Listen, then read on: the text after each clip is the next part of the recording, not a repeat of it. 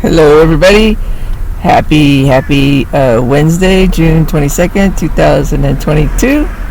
6/22/22. Pretty good.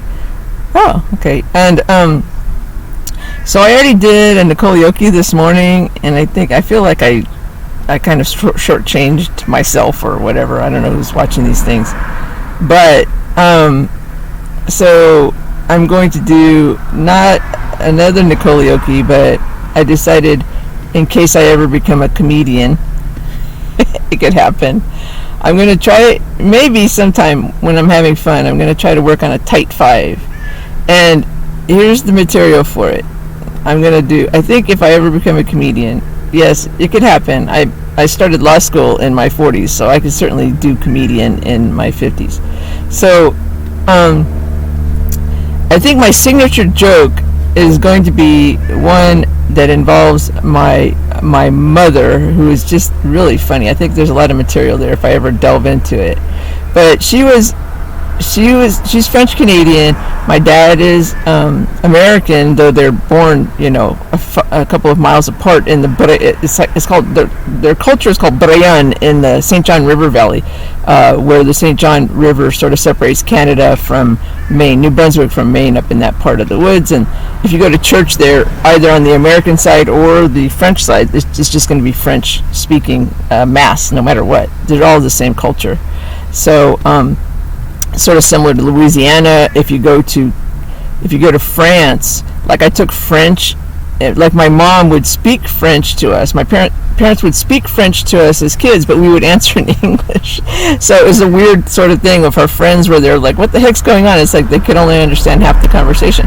But if you go to France and try to speak this French, they don't understand it, or they pretend they don't. It's kind of a low brow French. Like I took French in high school, and everybody says, that's not fair, you already speak French. And I go, that is not French. I don't know where I'm speaking, and I don't know what that is, but what I am speaking and what I was learning, and I mean a little bit, so I know I can understand a little bit, but it's just like a really, really thick, bad accent. Like instead of saying we, they say wah, wah, wah. But like my friends, for instance, and they'd come over, and it would be weird because we'd go, I remember this one joke. It's just so stupid.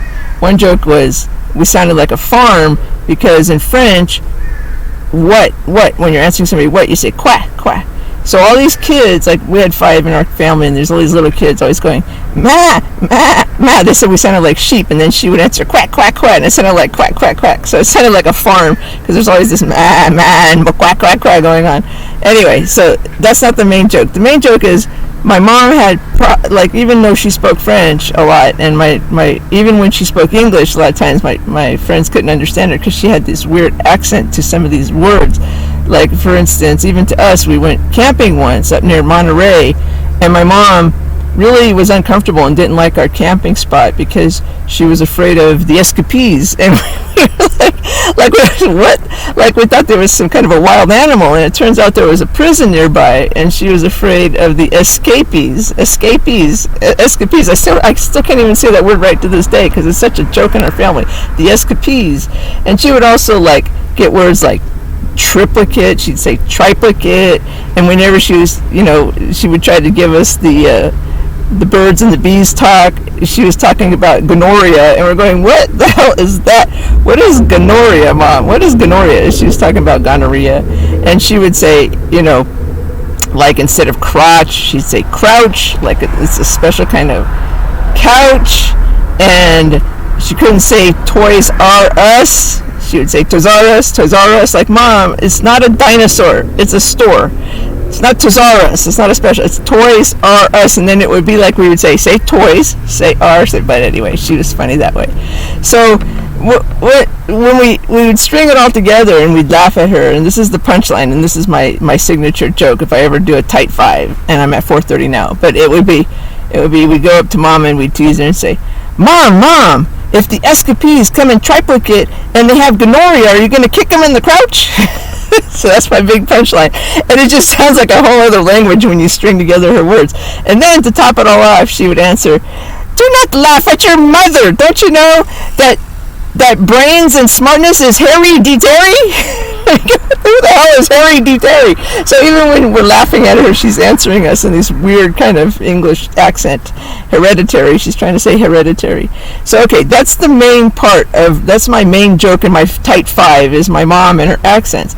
But I think I would continue on, like, once I refine this, that's only like 30 seconds. That's a 30-second joke there, maybe a minute.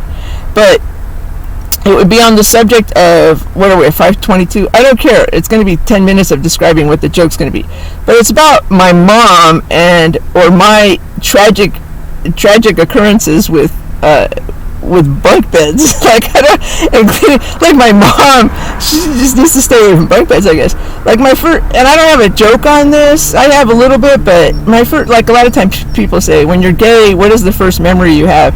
And I always say, like in kindergarten, I wanted, or in first grade, I always mention this girl, this little petite girl in front of me, shorter than I was, and I wanted to protect her, and it was very early for me. But I was thinking the other day when I smelled something that just smelled good. I like perfumes. I like scents. I always did. But I remember the very first kind of memory I have, a sweet memory, was when we were in Canada. We'd spend our summer, a couple of weeks sometimes in the summers there, where she came from, on a lake called Baker Lake. And for some reason, like, I was 4. Why would you my mom put me to bed on the top bunk, and nobody taught me how to get down from the top bunk. And my cousin Pierre was down below. He's about 6 at the time. But I woke up in the morning. I had to go pee really badly. And I'm like, Pierre, how do I get down? And he didn't know. And he was asleep, and he didn't want to bother. And I was getting really angry. And I was like, what's the matter with Mom? Why would she leave me here? And then I don't know how to get down. And then I ended up peeing the bed. And I was, even then, I distinctly remember, the adults are never going to understand that I wasn't able to get down and I'm potty trained, because they didn't know us. We didn't live there. We lived in Connecticut at the time. So it's like my first impression, not my first impression, I kind of knew them, but it's like I didn't want my whole mom's side of the family to think I wet my bed. And I was that young. I was just 4 at the time. But the lesson is, I think that was my earliest signs of being kind of gay, or a boy, boyish, because she came in and I was kind of mad, and all she did was just she was feminine-ish, but she, like a teacher, she was regular feminine, not constantly in high heels, but she just happened to be dressed up that morning and wearing this perfume on her neck, and I never really smelt that on her, and she just hugged me so gently and took me down from the bed, and was so sweet, and she just smelled so good, and it was like all was forgiven. So it's kind of like being a bit of a boy. Like, I think I've learned that, and I think I have that lesson now, where I could be so mad or whatever, and as soon as somebody comes up with perfume, like a girl, a woman or a girl, or a significant other, or somebody I'm attracted to, I could be really mad, and then there's like a scent, and all is over. Like I just melt just from sprinkled perfume. And I think that was my first thoughts. Maybe I might have been gay. Is this? I really like scents and perfumes, and how much it makes my knees melt. Like it's very easy to tame me with perfume, I think, because of that. Maybe because of that, or because I was always like that before that. But it's just a very fond memory, because I was just mad at somebody, and something smelled good, and I'm completely forgiven. Everything's completely forgiven. So that's what I remember. Oh, there's my trash. I don't want to show that. So that's the first bunk bed incident with my mom, and so I could make a joke around that, and I could do that. This is my tight 5. So I'm going to do the arc and the rest of the story. Fast forward, and I'm like in 2nd grade, and my mom, she had 5 kids. I was the youngest of 5, and she was painting the girls' room. And she does at midnight, whatever it is, she's like a mom going to school, working full time, and so she's busy. And this is when she decides to paint our room, and I'm half asleep, but she moves us in the middle of the night, and she moves me to the top bunk in our brother's room of the bunk again. And I don't know this. I'm like half asleep. So when I wake up the next morning, I sit up and I'm half asleep, and then I go to stand up, and there's no floor. And all I remember is this memory burn. Remember in the 1970s, the shag carpet? It was like this brown shag carpet with black specks in it. And I know there were black specks, because it's just, all I remember was waking up just when it was like carpet in my face. The split second I hit and it was like, and then immediately, ow, like it was carpet, ow, because I broke my arm. I mean, I fell right on the carpet and broke my arm. And the thing I learned from that lesson is, Mom, what is the deal with you in bunk beds and me, But the other thing is, I didn't feel, on the way to the hospital, it was really painful, and I remember we were sitting there, but she never, looking back, I would feel really guilty about both of these incidents. But my mom, as much guilt as she gave off, sometimes, Catholic mom, she never, an ounce of it never stuck to her, and I never even considered making her feel guilty about this, ever. I mean, she would always say stuff like, I'm doing my best, knock it out. Like, she would not take an inch of any kind of guilt we tried to lay on her, and I think that was a good thing. Now that I look back on, I wasn't really good at that with my own kids. Like, I always, and you shouldn't invite the guilt, because then they really do feel like, I think they're insecure, and then as soon as they reflect it, and then if you reflect the guilt back, then you're sort of confirming what they're believing. And I just never in my life imagined making my mom feel guilty over any of that. And now I'm looking back on it going, geez, Mom, what the hell, I break my arm. So I'm not having a good luck with the bunk beds. So fast forward to jail, and I don't know how I'm going to put this in the 5 minutes, because I think jail is a whole other. It could go up to 10 minutes if I start talking about jail. But I'm in jail, and I think in jail there's a lot of black people. All right, I got to do this jokes very carefully. And so I'm the only. So they pair me up with this white girl, and I'm on the top bunk. But later on, I found out they called her Crazy Susan, and I didn't know that at the time. But the best way to describe her personality was like that one weird roommate that Chandler had on Friends, who was like, what? I mean, he would just explode at the weirdest things, and then it was like, except the thing was I couldn't get rid of her. And now in hindsight, I could describe it that way. I didn't know at the time.